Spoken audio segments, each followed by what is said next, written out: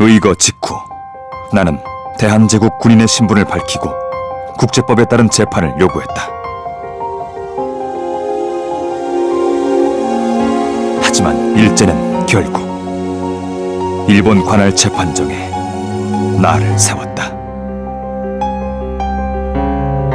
그들은 철저하게 조작된 재판을 진행했다.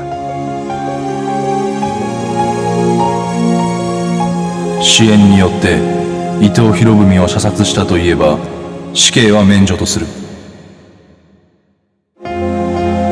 죽는 것은 두렵지 않소. 그러나 이번 거사는 동양의 평화를 위한 일이었음을 꼭 알아주길 바라오. 나는 이토를 죽인 15가지 이유를 소상히 밝혔다. 첫 번째, 명성황후를 시해한 죄. 두 번째, 대한제국 황제를 강제 폐위한 죄. 세 번째, 을사오조약과 정미칠조약을 강제 체결한 죄. 네 번째, 독립 그리고 평화에 대한 염원.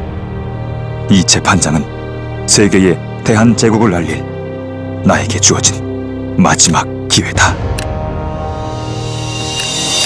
안중근 의사는 이 의거 자체도 굉장히 중요하게 생각했지만 무엇보다 그 재판정에 서는 것, 그치. 이것을 무엇보다 중요하게 생각했던 것 같아요. 이렇게 발언의 어떤 기회가 될 수 있으니까. 그래서 전쟁 포로의 신분을 요구했다. 이것도 같은 맥락에서 볼 수 있는데 물론 일본 쪽에서는 뭐 사형을 피하기 위해서 그런 말을 했다. 뭐 이런 억지를 부리긴 하지만 그건 뭐 당연히 말이 안 되는 이야기일 테고요. 안중근 의사는 만국봉법을 적용받는 그 국제 포로로서 이 조국의 뜻을 정확하게 알려야 되겠다 이런 생각을 하셨던 것 같아요. 그냥 일개 살인범으로서 이 재판을 받는다면 이 사건을 공론화시키기는 되게 힘든 그런 분위기였거든요.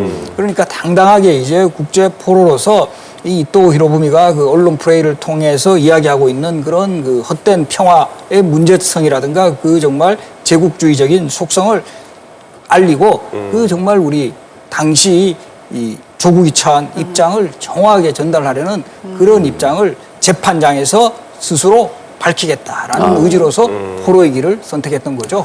그 당시에 무슨 범인 인도 조약 같은 게 있지도 않았을 것 같기도 한데 전적으로 재판을 일본인들이 진행한다는 거거든요. 도대체 이게 어떻게 되는 건지 이거 좀 너무너무 좀 화가 나고 궁금해요. 지금 하얼빈이라고 하는 지역 자체가 굉장히 특수한 당시의 상황에 놓여 있었습니다. 그러니까 청나라 땅이면서 러시아가 세력을 가지고 있었고 따라서 그곳에서 발생한 사건이었기 때문에 1차적으로는 러시아 쪽에서 재판을 그렇죠. 진행하는 것이 하나의 방법이었고요. 그런데 사실은 일본에서는 을사늑약 이후에 한국이 이제 외교권이 없는 상황이라고 하는 점을 활용해서 어떻게 보면은 러시아가 가질 수 있었던 재판권을 우리에게 달라고 했던 셈이고요. 이 안중근이라는 인물이 아주 무지하고 오해에 의해서 살인하는 살인범으로 이렇게 몰아가기 위해서 사실은 그런 것을 하기에 가장 적합한 장소를 선택했다고 볼 수 있을 겁니다.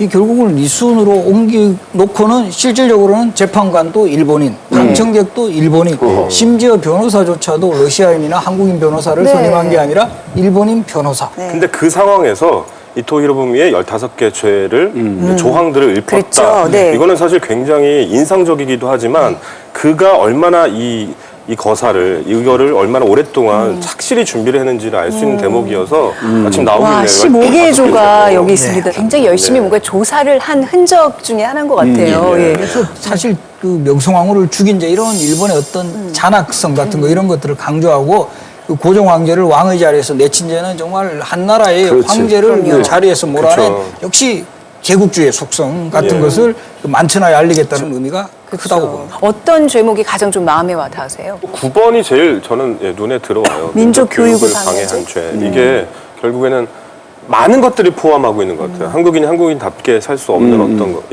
뭐 그런 것들 마련한 죄, 뭐 이렇게 읽힐 수 있는데 사실 굉장히 화가 나죠. 11번 한국사를 없애고 교과서를 모두 빼앗아 불태워버린 죄. 저 같은 사람 그렇네요. 직업 없어질 거예요. 그렇죠. 계속됐으면 큰일 날 뻔했습니다. 예.